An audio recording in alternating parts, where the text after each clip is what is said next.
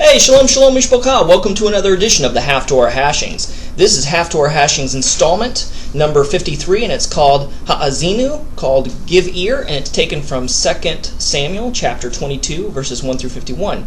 Now, the Torah portion deals with the song of Moshe, the song that Moshe taught to Bnei Israel, to the people of Israel. So naturally, the Haftarah portion would link up in some way, and this Haftarah portion deals with a song of David.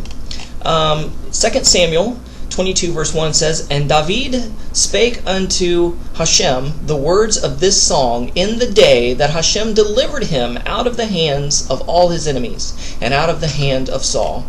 Now, very few of us could recall all the sermons and all the classroom teachings and all the lessons that we've learned in our life. We may kind of generally remember the professor or the rabbi or the preacher or the teacher. We may remember, kind of what the subject matter was about, but very few of us recall very pertinent details.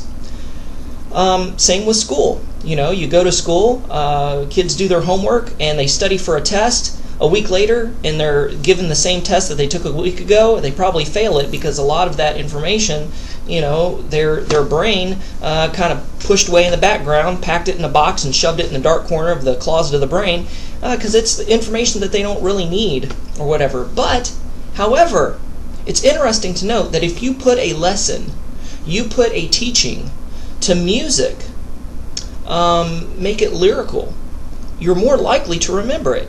I mean, how many kids can listen to a song just once and then sing it almost word for word a few minutes later? And I always tease my daughter how it's hard for her to remember her school lessons, but yet she can remember a Gushers commercial or a baby bottle pop commercial or something crazy like that, that'll stick in her head more so than, pertinent stuff she needs to know.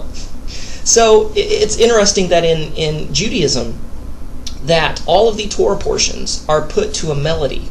They are chanted in Hebrew in synagogues every Shabbat across the world. And it's easier for somebody to remember. For instance, let's go back to secular history once again. A lot of times in school, kids are made to memorize the Gettysburg Address. It's like a script. You read it, repetition, and you remember it, and then you can recite it in class, and everything's well and good.